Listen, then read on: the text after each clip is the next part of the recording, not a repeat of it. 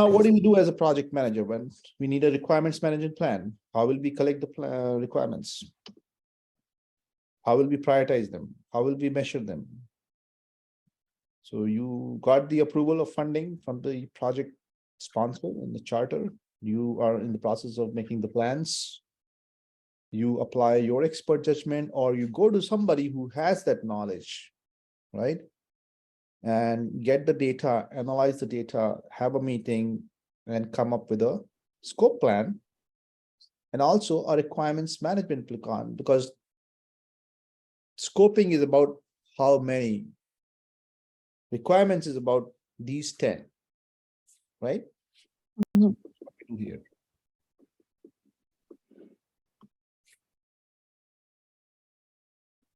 So scoping the project,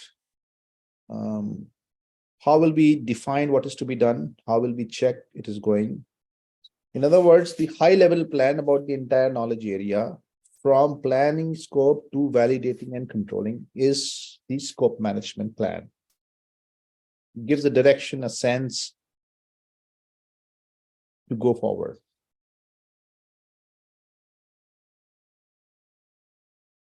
So we have to be realistic in doing that. We can go back and iterate.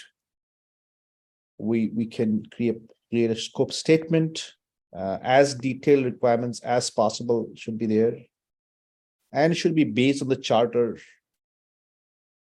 and historical data. Too big, lofty requirements will not help. Specific as much as possible. So we do get a scope management plan, which is the high-level plan from start to end for the entire knowledge area, from definition to validation and control.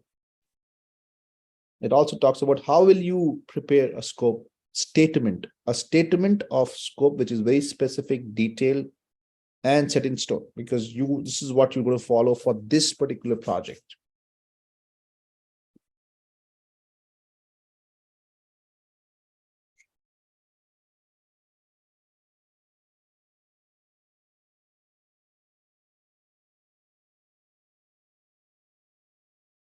So we need to know the stakeholders, talk to them, because later on they'll come and change the scope. No, you change this. No, I don't want this. Why did you work on this? Why did you not work on that?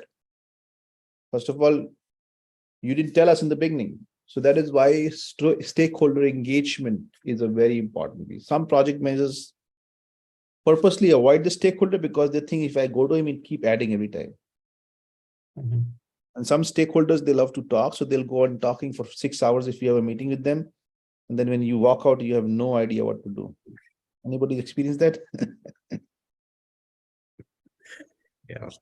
So that is why it is always good to record the session. But if you take your phone and you record, you're recording my voice,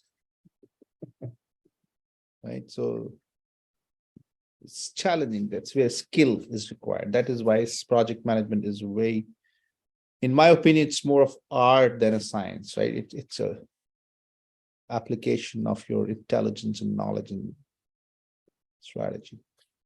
Anyway, so you got the plan. Now you want to collect requirements. So charter is approved. The plan will have all the requirements plan. Documents are there from history, from assumptions, business case, why doing this project, because you go back and see the requirement again and again with the vision plan, charter plan, right? You want to really make sure that we are sticking to the goal of the project. How do? You talk to experts, you gather data, have brainstorming, analyze documents, ask, hey, who's in support of this, who's not in support of it, have a voting with the team, have the voting with the stakeholders, use your data presentation techniques to create diagrams and charts and bars, and pictures talk more than the word, right? Look at this guy. He's collecting a requirement. Dr. Sam, I have a question. So what is the benchmarking process? How is it done? Yeah, we'll talk about each one of them. Oh, okay. Okay. This high level, and the next slide is input. Then the slide is tool and technique. Then the slide is output. Okay. But in simple terms, think about benchmarking like, hey, last time we did this, and this is the baseline of our standard. Okay. Right? We cannot go beyond this. Mhm. Remember that requirement we worked on? That was really awesome. Mhm. So that is our benchmark. Oh, Mhm. this one? Oh, this doesn't fit our standard. Mhm. Benchmark is high, right? Correct. For example, Sergey Brin in Google said, we have to outbeat the competition 10 times, 10x. 10x thinking is what he got into Google. Mhm. Think about if the client customer competition is delivering X, we have to deliver 10x. Mhm. And that's how Google became Google, because that mindset in the minds of the people. Right. Monica is learning more from me about Google than Google is telling her. Is that right? That's actually so true. Yeah. I'm just kidding. They will never tell you the truth. Only an academician who has zero interest will tell you the truth. Yeah. So, friends, what do we get? We get requirements documented. And these are the set of requirements we'll work on. And this is the traceability matrix, through which we will trace the requirement from the design phase to the development phase to the testing phase till the end, from start to finish, right?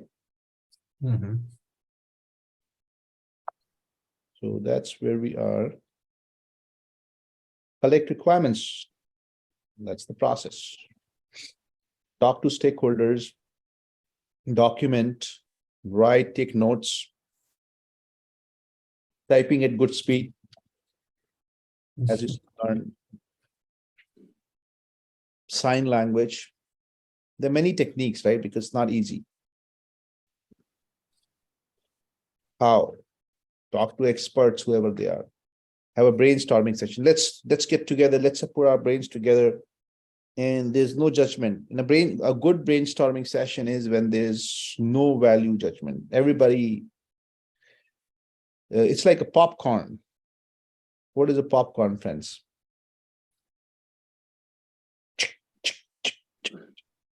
The purpose of popcorns is to just flow out.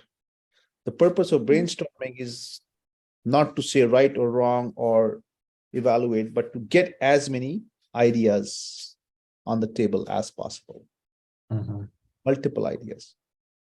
And then have probably interviews that, let's go and talk to senior VP AI, who will tell us how we can include AI in our project. Let's have a very focused group on this issue, because this is a very specific matter. Only an expert can tell us in a very focused discussion of how to work on this particular requirement. Or let us send out a survey or questionnaire to all our employees or client employees to get an understanding of what really they want here. Or let us benchmark a best practice of comparable organization, right? We are Google and we are bought this company, and what is ChatGPT doing in Microsoft? How is that better? Let us set that as the benchmark and then apply 10x here. So that is how we'll meet the best standard in the market. Let's analyze the data, agreements, documents, marketing literature. Like Yati was saying that S&P has marketing literature for stocks, and they bought a company or they have certain information which he works on to create enough data which is analyzed from time to time by relevant people. And then you have all that, then have a voting, who agrees. If nobody agrees, then you make an autocratic decision because the project has to move forward, right? Not a very good thing to do. But sometimes stakeholders say, all right, enough of discussion. You guys don't agree. This is my decision, right? Go for it. Or use a multiple criteria. So decision-making could be universal or individual or a mixture of all of them. And then you present your data in mind mapping diagrams. There are mind mapping tools. You can use that. Oh, this thought of mine. You create a picture and then you map it to something. And then you create logical diagrams. like in the bad old days, we used to keep entity relationship diagrams, ERDs, something like that. User stories as a new form, or affinity diagrams that, oh, this idea has affinity with that thing, is similar. So let's work on that. And then you get together with the team and facilitate, observe. A lot of requirements comes from observation, right? How a user uses the system. Mhm. And you just observe that and you see. Job shadowing is another technique, right? So you see how people do that job, will help you in designing a job tool, right? And nominal group technique, you do a brainstorming session, and then there's a voting at the end that, all right, how many of you agree? Yay. Now it's with very popular with Agile, right? Yay, thumbs up, thumbs down, or in between, or happy. Nowadays, you'll see a lot of feedback they will take from you, will say, I'm happy, green face, or second, third is neutral, and then sad, very sad, red face. So use different techniques, create context diagrams, prototypes, right? How do I know what I want? So you create a prototype, you take it to the user or the stakeholder and say, this is what an iPhone will look like 15. All right. Can you add, a place here where I can hold the phone? Can you make it a little lighter? It is so heavy. So once I know it when I see it, right? Because humans, we cannot think infinite. So create something which is prototype, and that can help in building a new product, or will give you a requirement for your future product.